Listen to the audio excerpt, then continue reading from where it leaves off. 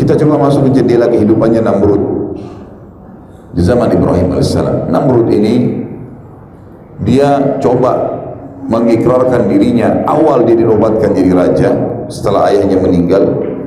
Dia nobatkan dirinya menjadi Tuhan, mengikrarkan dirinya sebagai Tuhan.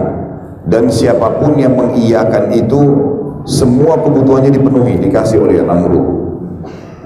Maka masyarakat itu semua mengakui dia sebagai Tuhan, karena apapun yang disampaikan dikasih, apapun yang diminta dikasih, hanya dengan mengikrarkan dia sebagai Tuhan. Sampai akhirnya menyebarlah penyembahan terhadap Namrud ini. Begitu dia baru menobatkan diri menjadi raja, menjadi Tuhan seperti ini, hari pertama, dan mulailah dia membagi-bagi segala macam kebutuhan masyarakatnya sehingga dia diakui sebagai Tuhan. Allah subhanahu wa ta'ala membuatnya mimpi.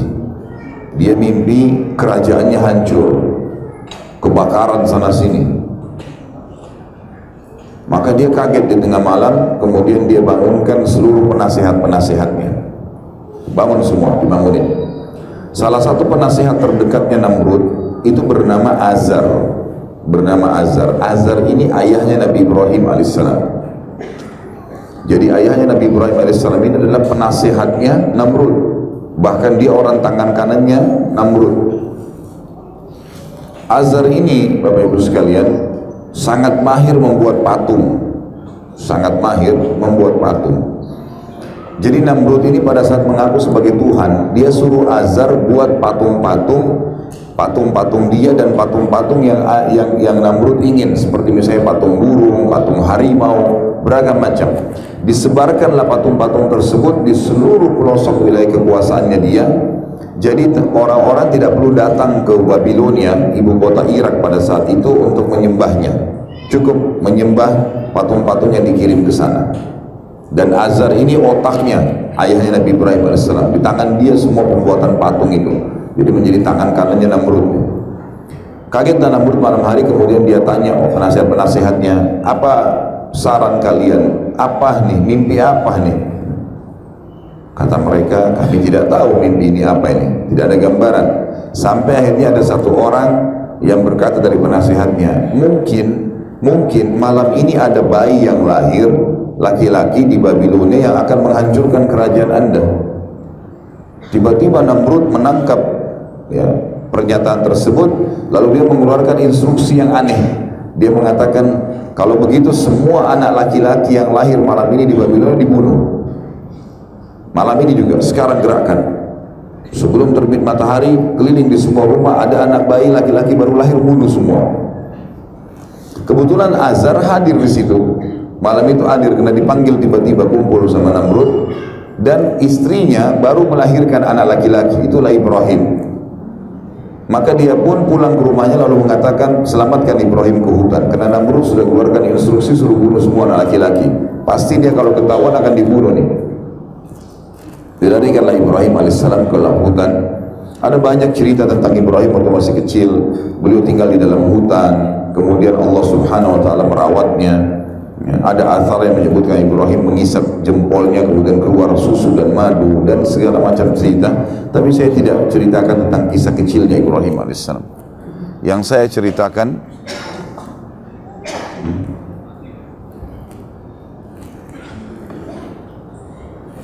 Bismillah. Yang saya ceritakan adalah Ibrahim alaihissalam mulai dinobatkan jadi nabi. Namrud waktu mimpi dan menjadi raja tadi, umurnya 30 tahun. 40 tahun kemudian setelah Ibrahim berumur 40 tahun, berarti Namrud sudah berumur berapa? 70 tahun. Jadi selama 40 tahun itu Namrud dianggap Tuhan benar oleh masyarakatnya. Sudah tertanam betul-betul keyakinan tersebut. Sampai wilayah kekuasaan Namrud banyak kuil-kuil yang dibuat, tempat sesembahan, tempat sesembahan. Yang tempat sesembahan tersebut dipenuhi oleh patung-patung.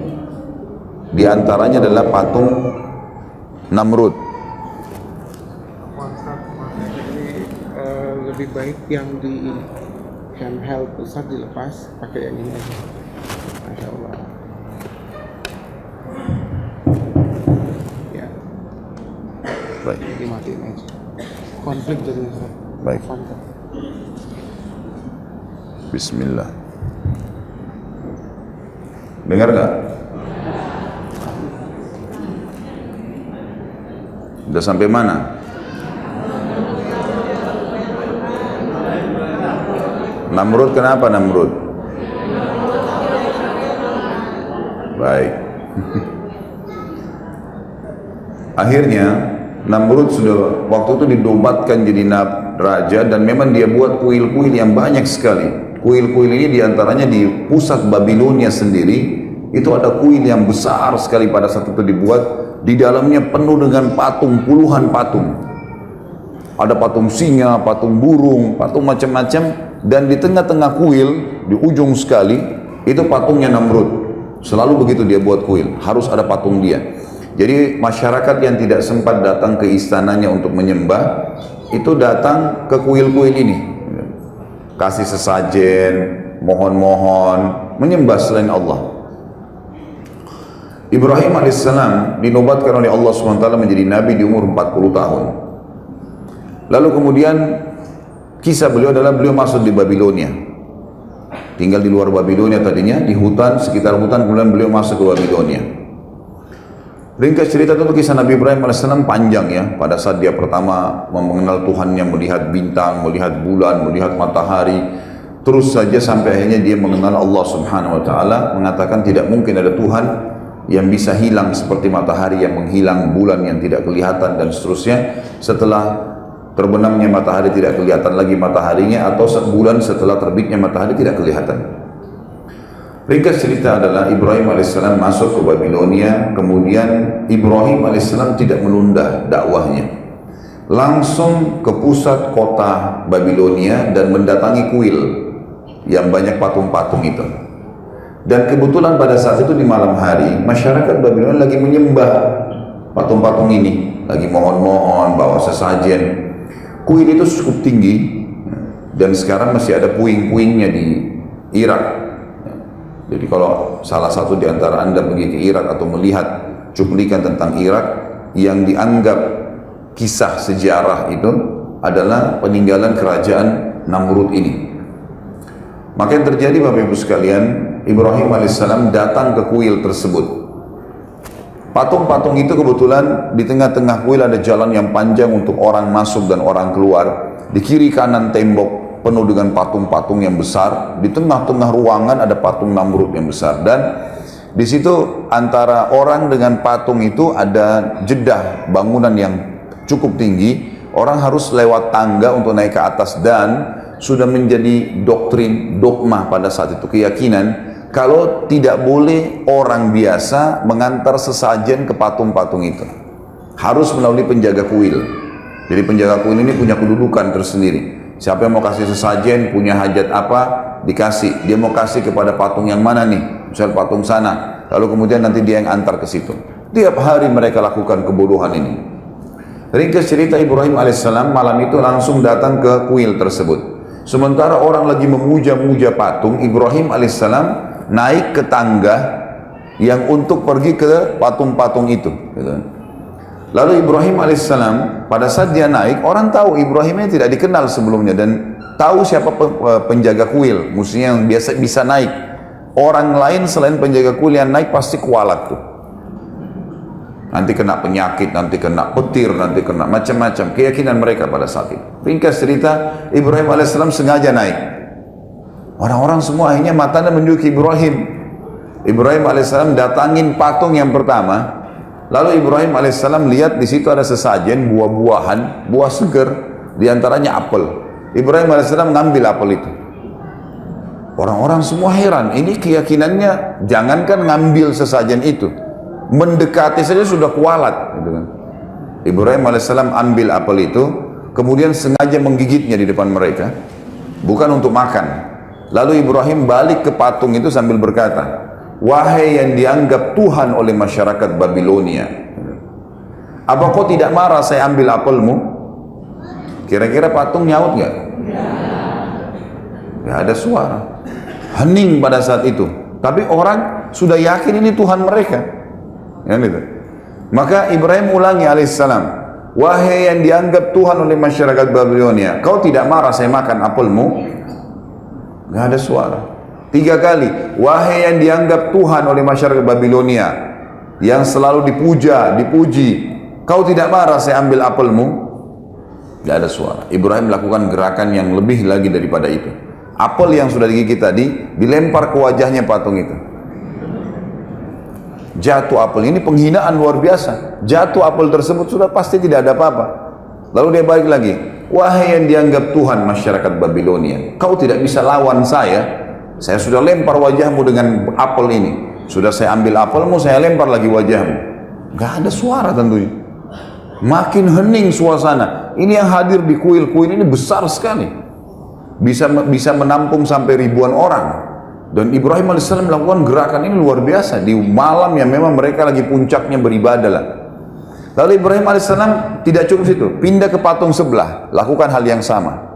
Patung sebelah sama, terus dikelilingi semua puluhan patung itu sampai selesai semua. Orang-orang menyaksikan kejadian tersebut dengan tercengang. Lalu Ibrahim balik ke arah mereka mengatakan, wahai masyarakat Babilonia, apakah kalian tidak punya akal menyembah patung-patung yang kalian pahat sendiri, yang kalian buat sendiri matanya, tidak bisa berbuat apa-apa? Bukankah saya sudah buktikan ke kalian, saya ngambil sesajen yang kalian kasih, mereka tidak bisa marah, saya lempar ke wajahnya, mereka tidak bisa marah, dan saya bahkan bisa menghancurkan Tuhan-Tuhan kalian dengan tangan saya. Orang-orang Babilonia hening semua. Kata Ibrahim, yakinlah dan percayalah, saya utusan Allah dan Allah Tuhan kalian yang menciptakan langit dan bumi ini. Dialah yang harus ditundukin. Orang semua tenang, nggak ada yang bicara, bingung antara iya atau tidak. Ini baru ucapan pertama dakwah Nabi Ibrahim alaihissalam. Maka mereka pun akhirnya ada yang diam terus keluar dari kuil. Kata Ibrahim alaihissalam, demi Allah kalau kalian tidak mau meninggalkan menyembah berhala-berhala ini, maka saya akan melakukan tipu daya terhadap Tuhan-Tuhan kalian. Mereka keluar dari kuil. Ibrahim alaihissalam turun juga dari tempat tersebut. Tidak ada yang berani menyentuh Ibrahim, karena Ibrahim ini sudah mengalahkan Tuhan mereka. Berarti ini bahaya, lebih berbahaya Ibrahim daripada Tuhan, gitu kan? Mereka tidak ada yang berani dekat dengan Ibrahim alaihissalam. Ibrahim keluar, ngambil kampak, kembali lagi masuk. Tapi orang-orang sudah bubar semua nih, tinggal penjaga kuil pada saat itu. Ibrahim AS naik, kuil ini patungnya dihancurin semua, dipotong tangannya, dipecahin kepalanya, potong kakinya, semua dirusakin sama Ibrahim, berantakan. Penjaga kuil sendiri ini tidak berani, tetap masih menganggap Tuhan. Ini sudah puluhan tahun keyakinannya. Dihancurin semua sama Ibrahim AS, lalu kepala-kepala patung itu, tangannya, kakinya ditumpukin di patungnya Namrud yang besar. Lalu kampak yang Ibrahim pakai AS menghancurkan tadi ditaruh di tangannya patung Namrud. Udah Ibrahim AS pergi. Besok pagi mereka mau ritual lagi, bawa lagi sesajen, berantakan semua kuil tersebut. Mereka bilang, siapa yang buat nih?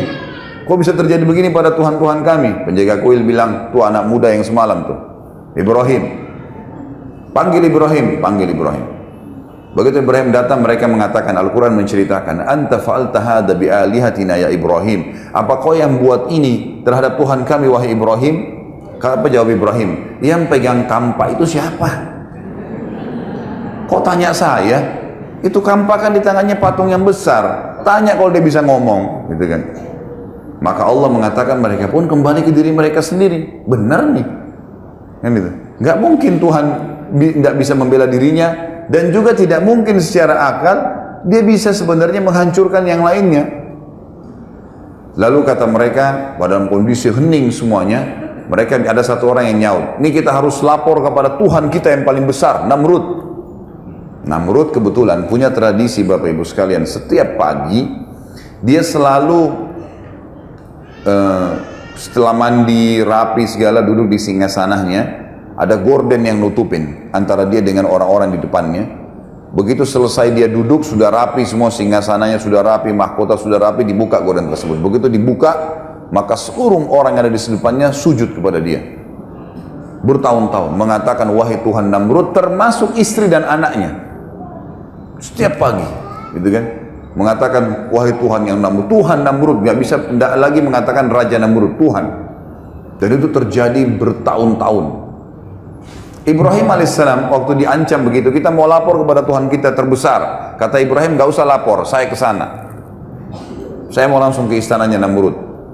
Ibrahim alaihissalam pergi ke sana sendirian, orang-orang berbondong-bondong masuk, banyak, istananya Namrud besar, orang banyak mau sujud kepada Namrud, karena setiap sujud minta apa-apa dikasih, minta makanan, minta uang, minta apa saja dikasih sama Namrud.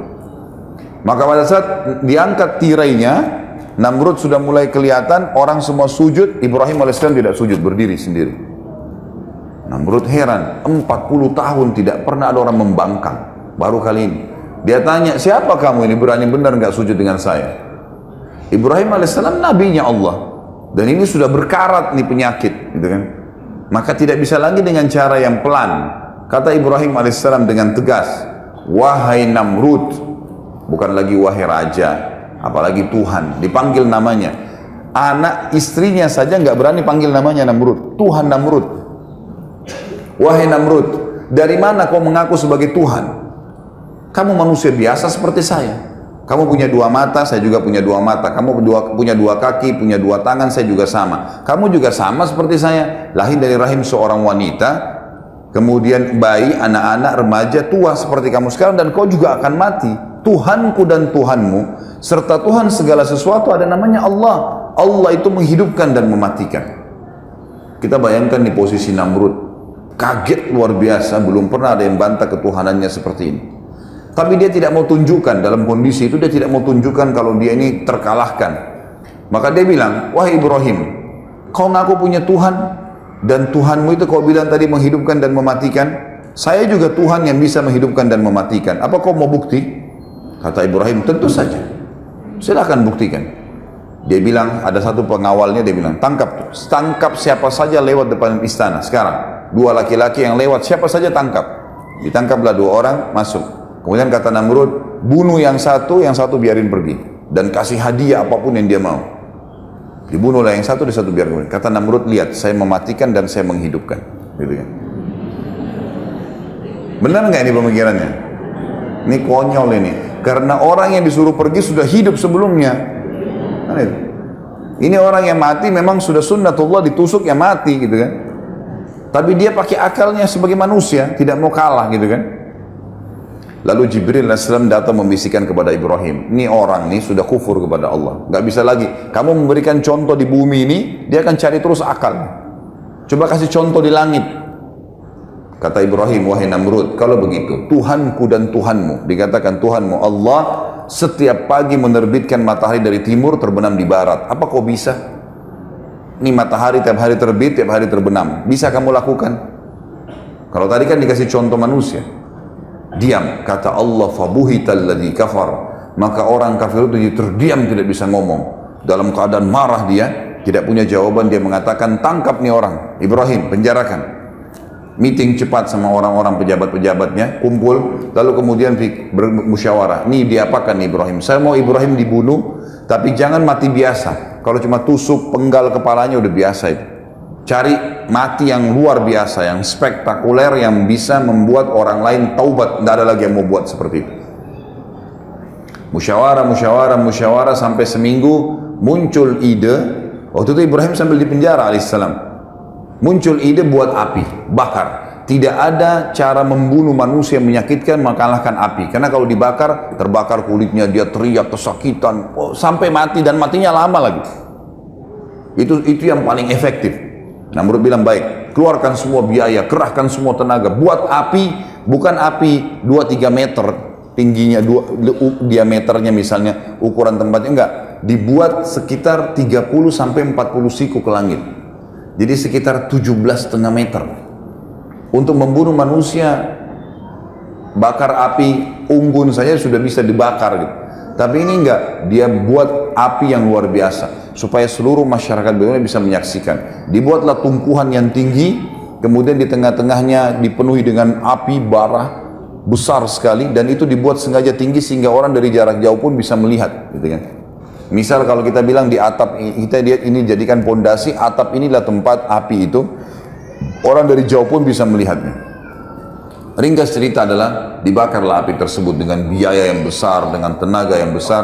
Di sekitar api, Namrud letakkan prajurit-prajurit pilihannya untuk menjaga. Lalu Ibrahim alaihissalam dikeluarkan, kemudian Ibrahim alaihissalam dibuka bajunya.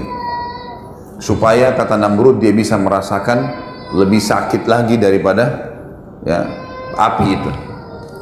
Waktu Ibrahim alaihissalam akan dilempar dari jarak jauh masuk ke dalam api, gitu kan?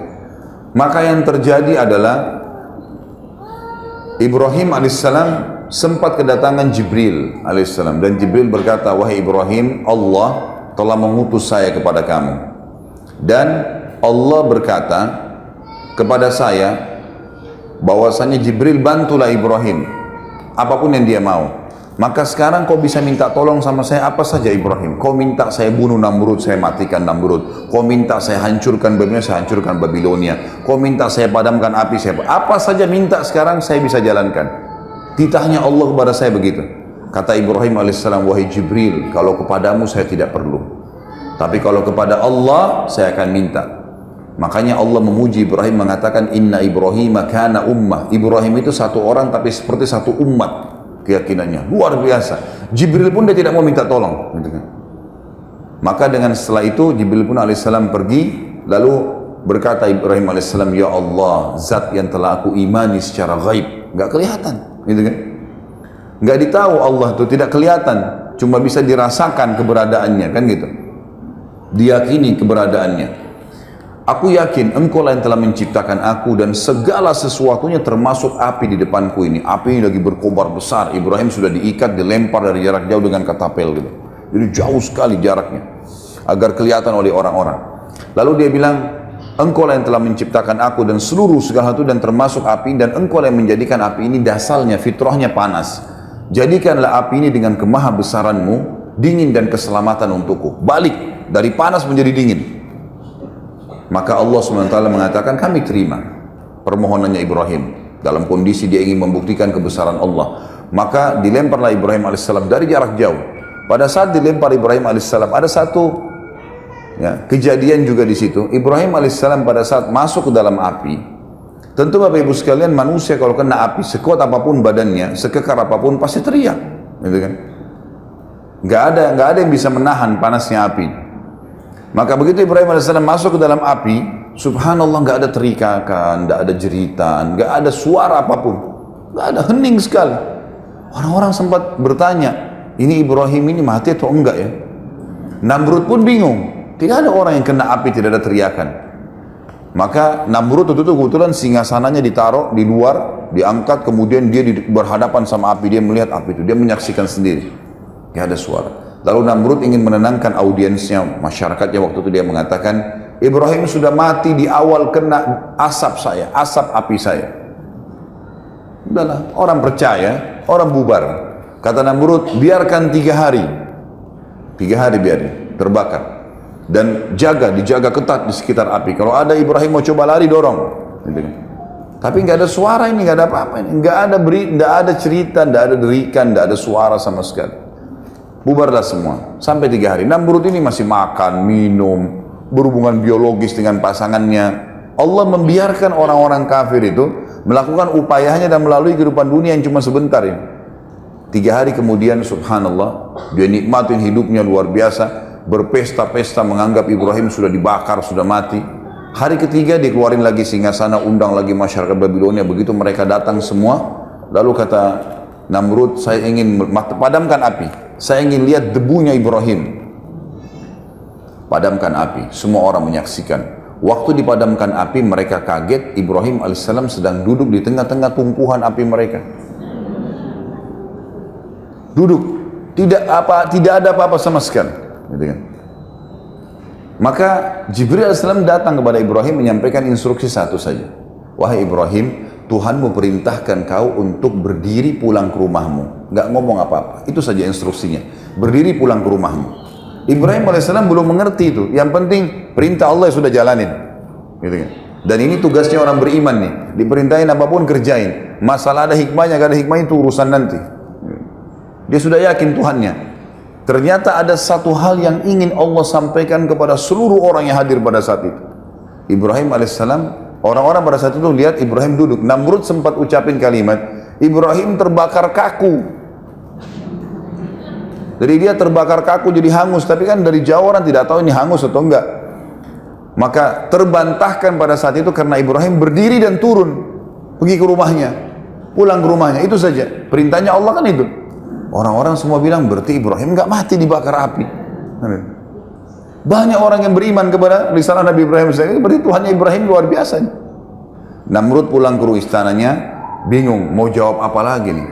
Dan kira-kira Bapak Ibu sekalian, dan ini selalu Allah beginikan orang-orang kafir ya, dibiarkan mereka melakukan upaya mereka maksimal dan akhirnya Allah batalkan dengan hal yang kecil.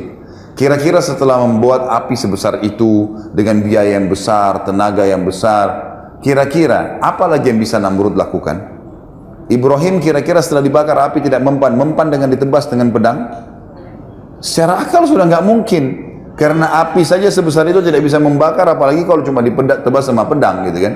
Dalam kondisi bingung semalam suntuk dia nggak bisa tidur, maka lalu Ibrahim berkata, maka Namrud pun dalam kondisi bingung tidak bisa tidur. Keesokan paginya Allah subhanahu wa ta'ala dalam riwayat Bukhari dikatakan mengutus kepada Namrud seekor lalat. Lalat ini masuk di lubang hidungnya terus sampai ke otaknya. Bagaimana caranya Allahu alam, tidak usah dipikirkan caranya. Yang jelas masuk lalat tersebut sampai ke otaknya. Dalam hadis dikatakan sampai ke otaknya. Namrud kesakitan, ditepuk-tepuk nggak bisa keluar. Kira-kira lalat ini mau dilawan dengan apa nih? Bisa dengan otot yang besar? Bisa dengan sebilah pedang yang tajam? 1 juta prajurit? Ada yang bisa. Allah ceritakan dalam Al-Quran itu masalah lalat ya. Sedikit saya kuatkan di sini dalilnya. Bukan berhubungan sama kisah Ibrahim alaihissalam, tapi ada firman Allah, A'udzubillahi minasyaitonirrajim, ya ayuhan nas duriba mathalun fastami'u lah. Hai sekalian manusia, telah diberikan perumpamaan kepada kalian, dengarkan baik-baik, renungi baik-baik. Innal ladzina tad'una min dunillah, semua yang kalian seru selain Allah, patung kah, pohon kah, syaitan kah, malaikat kah, semua selain Allah itu, la yakhluqu dzubaban walau ijtama'u lah. Mereka tidak pernah mampu menciptakan seekor lalat walaupun mereka bersatu semua. Semua bersatu, semua jin, semua malaikat, semua hewan-hewan kumpul sama manusia bersatu ciptain satu lalat, mereka tidak akan mampu, kata Allah. Wa iyadrub minhum dzubabu syai'an la yastanqidhuhu min. Dan kalau lalat mencuri sesuatu dari mereka, mereka tidak mampu mengambilnya kembali. Ini kalau kita punya susu atau air, lalat datang hingga ambil setetes terbang, bisa diambil kembali?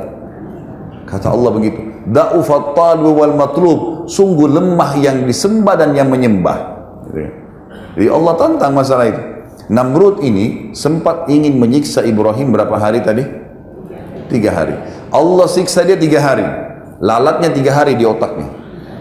Nggak makan, nggak minum, teriak-teriak, kesakitan, terbolak-balik, nggak tidur, nggak makan, nggak minum. Manusia 3 hari nggak makan, nggak minum, nggak istirahat, sudah kacau balau semuanya.